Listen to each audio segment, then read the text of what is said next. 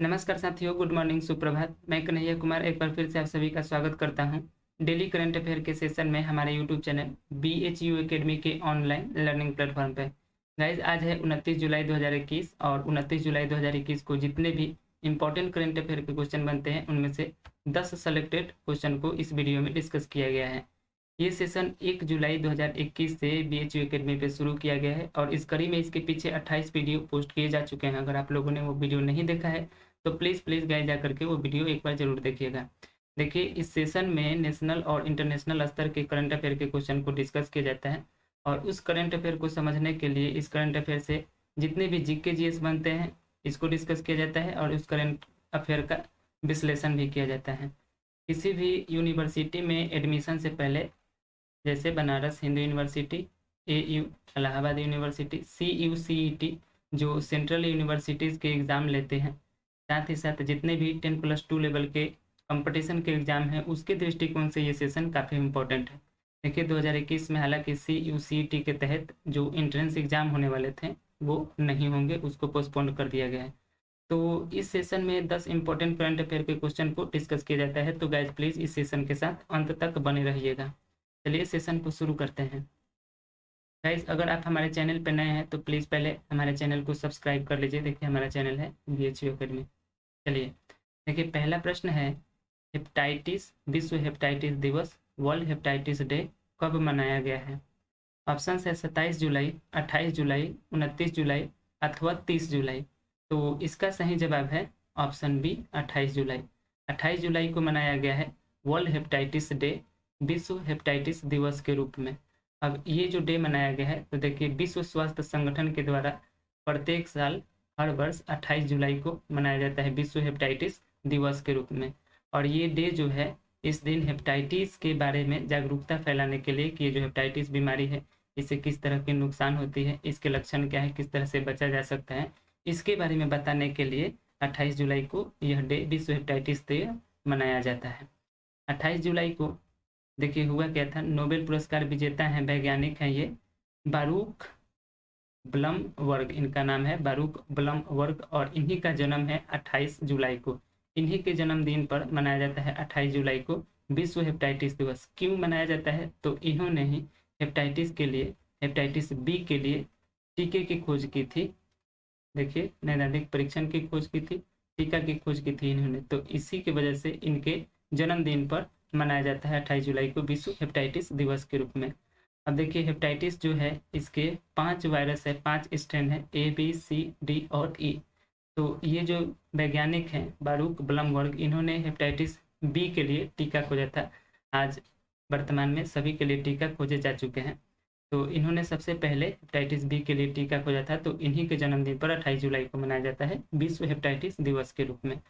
देखिए, WHO विश्व स्वास्थ्य संगठन का कहना है कि ये जो हेपेटाइटिस बी और सी है, ये इस स्ट्रेन में काफ़ी, इस वायरस में सबसे खतरनाक है और इनसे सबसे ज़्यादा मौत होती है।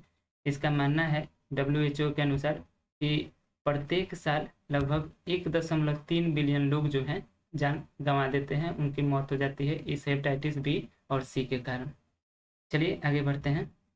अब देखिए, 2 नंबर प्रश्न है, हाल ही में कर्नाटक के नए मुख्यमंत्री कौन बने हैं? तो देखिए, अगर आपने लोगों ने कल का वीडियो देखा होगा तो कल के वीडियो में बताया गया था कि कर्नाटक के जो मुख्यमंत्री हैं BS येदियुरप्पा, देखिए ये हैं BS येदियुरप्पा, इन्होंने अपना इस्तीफा दे दिया है। और इनके इस्तीफा देने के बाद अब कर्नाटक के मुख्यमंत्री कौन बनेंगे? तो ऑप्शन है, देखिए, BS येदियुरप्पा, बसवराज S बोम्मई, थावरचंद्र गहलोत, आनंदीबेन पटेल। तो इसका सही जवाब है option B, Basavaraj S Bommai. देखिए, ये हैं इमेज में, ये हैं बसवराज एस बोम्मई और ये कर्नाटक के नए मुख्यमंत्री बनेंगे। ये जो थावरचंद्र गहलोत हैं ये कर्नाटक के राज्यपाल हैं और BS येदियुरप्पा जो पूर्व, इसके पहले बसवराज एस बोम्मई के पहले कर्नाटक के मुख्यमंत्री थे और इन्होंने अब इस्तीफा दे दिया है। तो ये हैं भारतीय जनता पार्टी BJP से हैं, ये भी बसवराज एस बोम्मई और ये कर्नाटक के अगले नए मुख्यमंत्री बनेंगे। बसवराज एस बोम्मई जो है अब BS येदियुरप्पा की जगह लेंगे। BS येदियुरप्पा जो हैं इन्होंने 26 जुलाई 2021 को इस्तीफा दे दिया था और इनके इस्तीफे के बाद अब 28 जुलाई 2021 को कर्नाटक के 23वें मुख्यमंत्री 23वें नंबर पे ये मुख्यमंत्री बनेंगे बसवराज एस बोम्मई। देखिए अब कर्नाटक के ये नए मुख्यमंत्री बने हैं। तो देखिए कर्नाटक की स्थापना हुई थी 1 नवंबर 1956 को कर्नाटक की स्थापना हुई थी। राजधानी है कर्नाटक का बेंगलुरु, और इसके अब नए मुख्यमंत्री बनेंगे बसवराज एस बोम्मई। थावर चंद गहलोत हैं यहाँ के गवर्नर, राज्यपाल हैं कर्नाटक के, और कर्नाटक के हाई कोर्ट के चीफ जस्टिस हैं अभय श्रीनिवास ओका।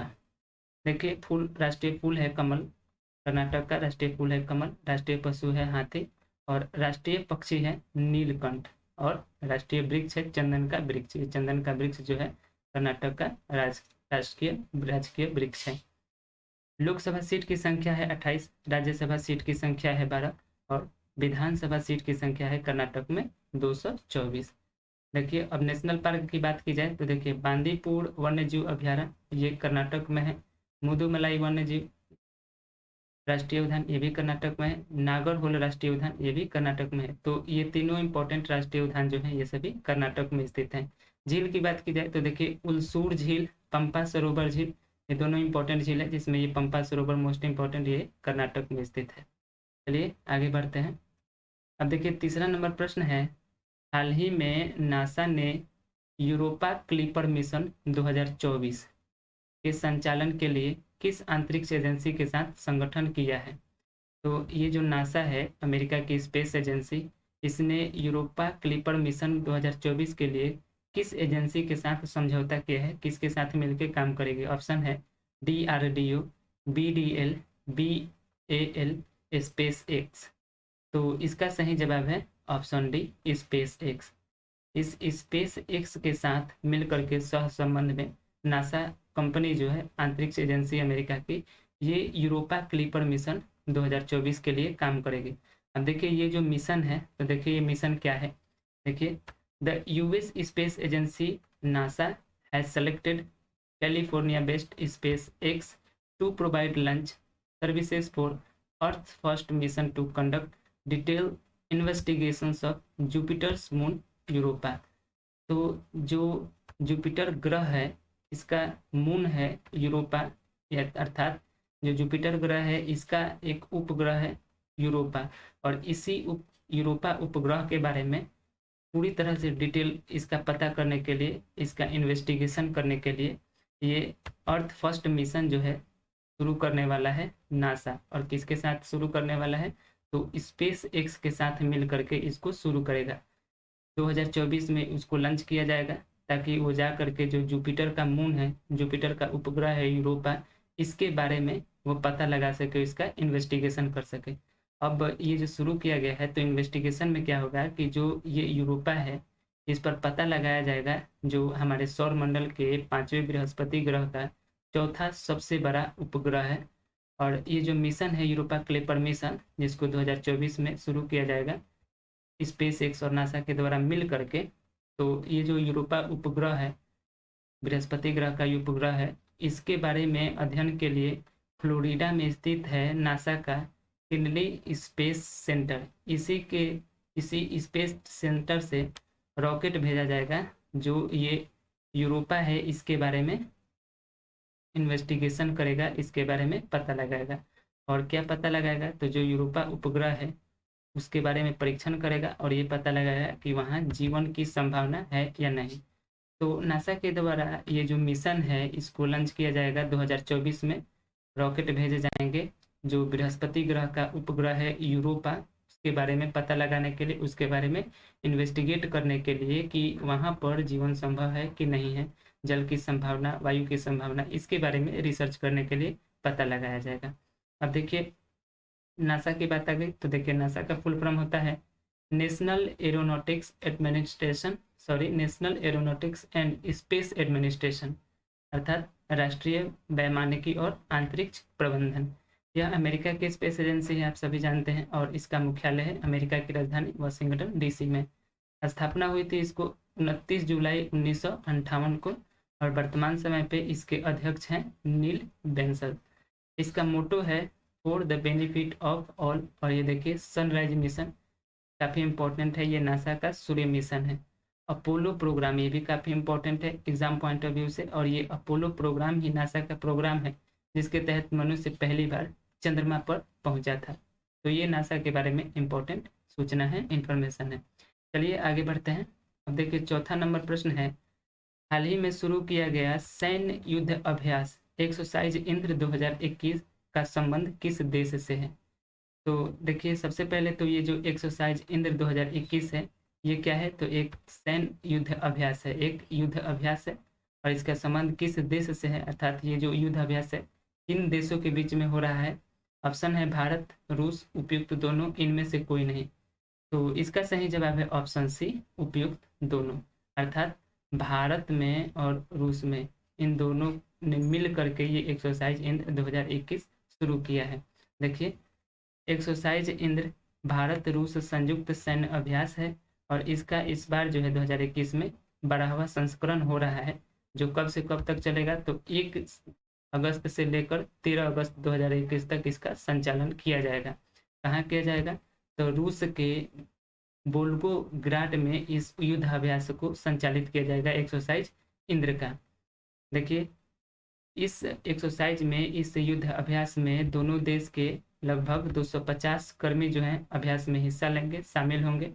और जिसमें संयुक्त राष्ट्र के जनादेश के तहत अंतर्राष्ट्रीय आतंकी समूहों के खिलाफ आतंकवाद विरोधी अधिनियम इसमें शामिल होगा।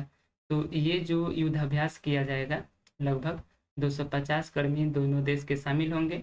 और किस पर युद्धाभ्यास किया जाएगा? तो आतंकवाद विरोधी अधिनियम पर, कि आतंकवाद से कैसे निपटा जाए, कैसे इस पर नियंत्रण किया जाए, इसके बारे में युद्धाभ्यास किया जाएगा। चलिए आगे बढ़ते हैं। अब देखिए 5वां नंबर प्रश्न है, हाल ही में किस देश की खिलाड़ी ने टोक्यो ओलंपिक 2020 में पहला स्वर्ण पदक जीता है? तो 23 जुलाई से शुरू हो चुका है टोक्यो ओलंपिक 2020 और इस खेल में कौन खिलाड़ी है जो सबसे पहला स्वर्ण पदक, गोल्ड मेडल जीता है? ऑप्शन है यांग कियान, अनास्तेनिया गैलासिना, नीना क्रिस्टन, इनमें सभी। तो इसका सही जवाब है ऑप्शन ए, यांग कियान। देखिए इमेज में ये है यांग कियान और इन्होंने जो 2020 में शुरू हुआ है ओलंपिक 2020, इसमें इन्होंने सबसे पहला जीता है स्वर्ण पदक, गोल्ड मेडल। अब ये जो यांग कियान है, ये चीन की तीरंदाज हैं और इन्होंने टोक्यो ओलंपिक 2020 में महिलाओं के 10 मीटर एयर राइफल प्रतिस्पर्धा में इस सीजन का पहला स्वर्ण पदक जीता है।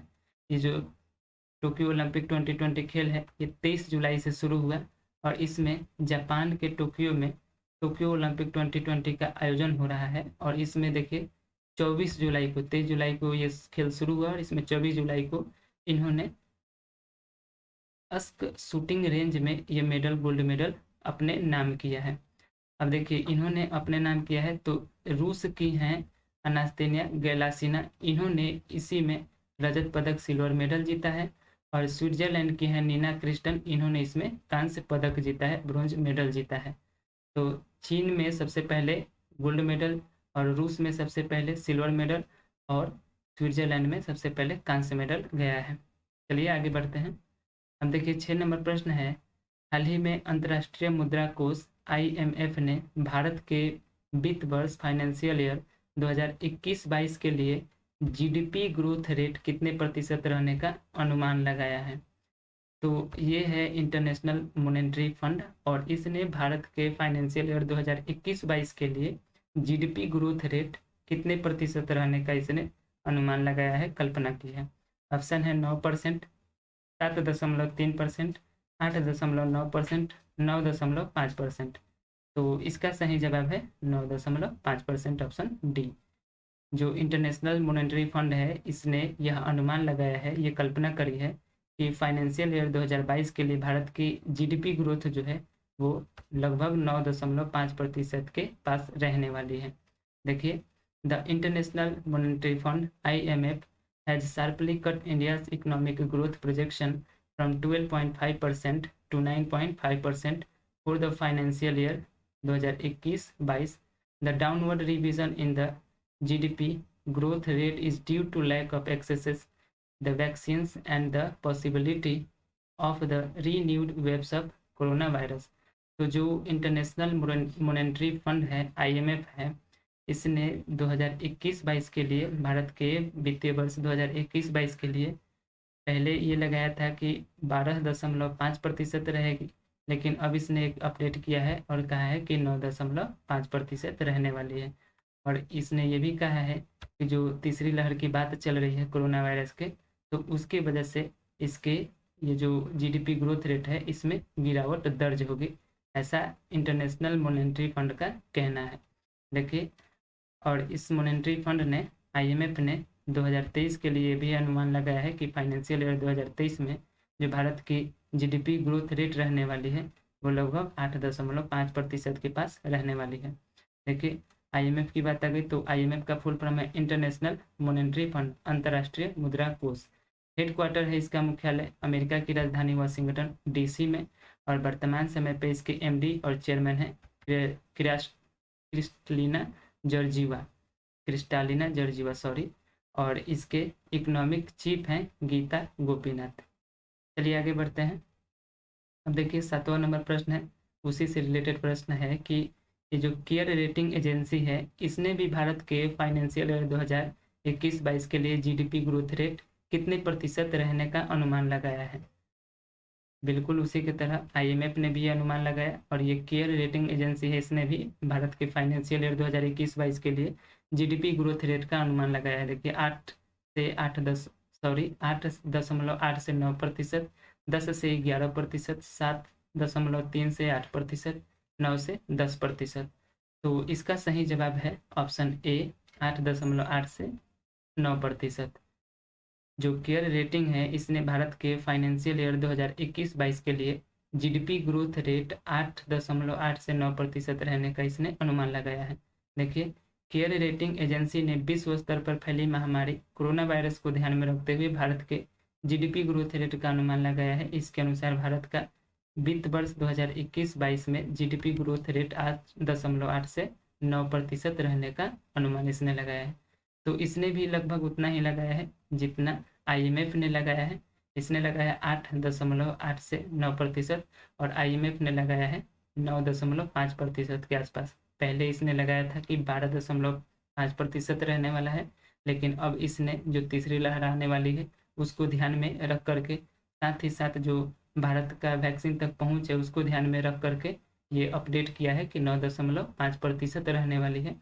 और जो केयर रेटिंग्स है इसने भी ये 8.8 से 9% रहने का इसने अनुमान लगाया है।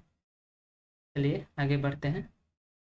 अब देखिए 9 नंबर प्रश्न है, टोक्यो ओलंपिक 2020 में पुरुष वर्ग के स्केट बोर्डिंग प्रतियोगिता में जापान के किस खिलाड़ी ने पहली बार स्वर्ण पदक जीता है। तो ये जो टोक्यो ओलंपिक 2020 चल रहा है इसमें एक से एक खिलाड़ी पहुंचे हुए हैं, सभी इतिहास रचने वाले हैं। तो इसमें देखिए पुरुष वर्ग के स्केट बोर्डिंग प्रतियोगिता में जापान के किस खिलाड़ी ने पहली बार स्वर्ण पदक जीता है।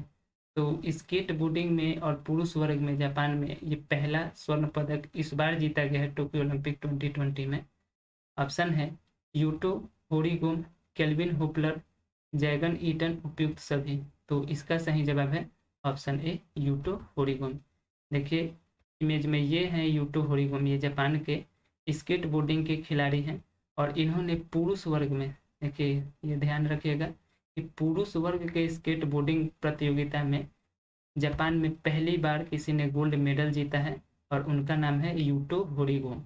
अब देखिए जापान के टोक्यो ओलंपिक 2020 में पुरुष वर्ग के स्केट बोर्डिंग प्रतियोगिता में पहली बार स्वर्ण पदक जीता गया है, और जापान के खिलाड़ी हैं यूटो होरीगोम। इन्होंने ये स्वर्ण पदक अपने नाम किया है, ये खिताब जीता है। और इसी खेल में ब्राजील के केल्विन होपलर जो हैं इन्होंने सिल्वर मेडल जीता है, जबकि अमेरिका के हैं, संयुक्त राज्य अमेरिका के जैगर ईटन, इन्होंने इसमें कांस्य पदक, ब्रोंज मेडल जीता है। चलिए आगे बढ़ते हैं। अब देखिए 10 नंबर प्रश्न है, हाल ही में यूनेस्को के स्पेन के किस स्थल को विश्व विरासत स्थल का दर्जा दिया गया है। तो यूनेस्को का 44वां सत्र चल रहा है, और इसमें विभिन्न स्थल को विश्व विरासत सूची में शामिल किया जा रहा है, जिसमें भारत के 2 स्थल को भी शामिल किया गया है। लेकिन यह है कि स्पेन के किस स्थल को विश्व विरासत सूची में शामिल किया गया है। ऑप्शन है पासेओ डेल प्राडो, रिटीरो पार्क उपयुक्त दोनों, इनमें से कोई नहीं। तो इसका सही जवाब है ऑप्शन सी, उपयुक्त दोनों। ये जो पासेओ डेल प्राको है और रिटीरो पार्क है, इन दोनों को यूनेस्को के वर्ल्ड हेरिटेज लिस्ट में शामिल किया गया है। देखिए, स्पेन में मैड्रिड के ऐतिहासिक पासेओ डेल प्राडो और रेटिरो पार्क को यूनेस्को के विश्व धरोहर स्थल में शामिल किया गया है। विश्व धरोहर स्थल का इसको दर्जा दिया गया है। ये जो रेटिरो पार्क है ये इसी से सटा हुआ है, पासेओ डेल प्राडो से सटा हुआ है, और ये 125 हेक्टेयर में फैला हुआ है और एक हरा भरा मैदान है। और ये जो मैड्रिड के इतिहास में सबसे अधिक देखे जाने वाले आकर्षण में से एक है। तो इसी की वजह से इसको यूनेस्को के वर्ल्ड हेरिटेज लिस्ट में शामिल किया गया है। देखिए, भारत की बात की जाए तो अभी हाल ही में भारत के 2 स्थल को यूनेस्को के वर्ल्ड हेरिटेज लिस्ट में शामिल किया गया है। एक है हड़प्पा सभ्यता के समय का धौलावीरा, गुजरात का धौलावीरा जो स्थल है, साइट है, इसको भी यूनेस्को के वर्ल्ड हेरिटेज लिस्ट में शामिल किया गया है। और ये है तेलंगाना के रामेश्वर मंदिर, जिसको रामप्पा मंदिर के भी नाम से जाना जाता है। ये जो रामप्पा उसके वास्तुकार थे, उन्हीं के नाम पर इसको रामप्पा मंदिर कहा जाता है। तो इसको भी यूनेस्को के वर्ल्ड हेरिटेज लिस्ट में शामिल किया गया है। और इसके इन दोनों स्थल के शामिल होने के साथ ही भारत में अब कुल 40 ऐसे स्थल हो गए हैं जो यूनेस्को के वर्ल्ड हेरिटेज लिस्ट में शामिल हैं। चलिए आगे बढ़ते हैं। देख, अब पिछले अभ्यास प्रश्न का विश्लेषण कर लेते हैं। देखिए, पिछले वीडियो अगर आप लोगों ने देखा होगा तो पिछले वीडियो में आप लोगों से पूछा गया था कि जनजाति भागीदारी योजना किस राज्य सरकार ने शुरू करी है। तो उसका सही जवाब था राजस्थान। राजस्थान की सरकार ने ये जनजाति भागीदारी योजना शुरू करी थी। अब राजस्थान की सरकार ने शुरू करी थी तो इसका क्या उद्देश्य था? तो इसका उद्देश्य था कि जो जनजाति समुदाय के लोग हैं उनके उत्थान के लिए, उनके विकास के लिए जनजाति भागीदारी योजना को शुरू किया गया था। लक्ष्य क्या था इस योजना का? तो इस योजना के तहत जनजाति समुदाय के समावेशी विकास के लिए, उनके सतत विकास के लिए उनकी आवश्यकता के अनुसार काम किया जाएगा, काम करवाए जाएंगे सरकार के द्वारा। और ये ध्यान रखा जाएगा कि जो भी काम होते हैं उनमें लाभान्वित होने वाले जनसंख्या का कम से कम 50% भाग जो हो किसका हो, जनजाति समुदाय का हो। ये मुख्यतः उसमें ध्यान रखा जाएगा। और लगभग 30% भाग जो हो आम जनता का हो। तो लगभग 50% भाग उसमें जो लाभान्वित होने वाले हैं जनसंख्या का, उसमें 50% भाग जो है जनजाति का होना चाहिए और बाकी 30% जो है अन्य जन का होना चाहिए। तो इसको राजस्थान सरकार के द्वारा शुरू किया गया था। चलिए आज के अभ्यास प्रश्न को देख लेते हैं। देखिए, आज का अभ्यास प्रश्न है, सोशल मीडिया प्लेटफॉर्म जोगाजोग को किस देश ने लॉन्च करने की योजना बनाई है? तो ये जो है जोगाजोग एक सोशल मीडिया प्लेटफॉर्म है और इसको किस देश के द्वारा लॉन्च किया जाएगा? कौन देश है जिसने ये योजना बनाई है? ऑप्शन है बांग्लादेश, इंडोनेशिया, सऊदी अरब, उपयुक्त सभी। तो इसका सही उत्तर आप लोग कमेंट सेक्शन में टाइप करना है। साथ ही साथ इस सोशल मीडिया प्लेटफॉर्म जोगाजोग के बारे में, साथ ही जो भी इस ऑप्शन से आंसर बनते हैं उस कंट्री के बारे में आप लोग जितना कुछ जानते हैं उस सभी को कमेंट सेक्शन में टाइप करना है। तो गाइस, आशा करता हूँ कि ये वीडियो आप लोगों को पसंद आया होगा। इसके पीछे जितने भी वीडियो डाले गए होंगे, अगर आप लोगों ने वो वीडियो देखा है तो आशा करता हूँ कि वो वीडियो आप लोगों को पसंद आया होगा। अगर ये वीडियो आप लोगों को पसंद आता है तो हमारे वीडियो को लाइक कीजिएगा। अगर आप हमारे चैनल पर नए जुड़ते हैं तो हमारे चैनल को सब्सक्राइब जरूर कीजिएगा। अगले वीडियो में हम लौटेंगे 30 जुलाई 2021 के करंट अफेयर के साथ। तो चलिए वीडियो को यहीं एंड करते हैं। जय हिंद, जय भारत।